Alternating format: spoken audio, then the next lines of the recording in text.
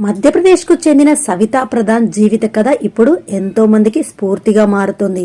ఒకప్పుడు అత్తింటి వేధింపులతో ఆత్మహత్య చేసుకోవాలనుకున్న ఆమె ఇప్పుడు ఐఏఎస్ అధికారినిగా ప్రజలకు సేవలు అందిస్తోంది. ఆదివాసీ కుటుంబంలో జన్మించిన సవిత చిన్ననాటి నుంచి దారుణమైన కష్టాల్ని ఎదుర్కొంది. అత్తింట్లో వేధింపులు, ఆకలి బాధలు, భర్త నుండి అనేక అవమానాలు ఎదుర్కొన్న ఆమె చివరకు ఆ ఇంటిని వదిలి పిల్లలతో కొత్త జీవితం ప్రారంభించింది. బ్యూటీ పార్లర్లో సహాయకురాలిగా పనిచేయడం మొదలుపెట్టి పాఠశాలల్లో ట్యూషన్లు చెప్పిన సవిత తాను చదువు కొనసాగిస్తూ యూపీఎస్సీ లక్ష్యంగా పనిచేసింది. మొదటి ప్రయత్నంలోనే విజయం సాధించి 24 ఏళ్లకే చీఫ్ మున్సిపల్ ఆఫీసర్గా బాధ్యతలు స్వీకరించింది.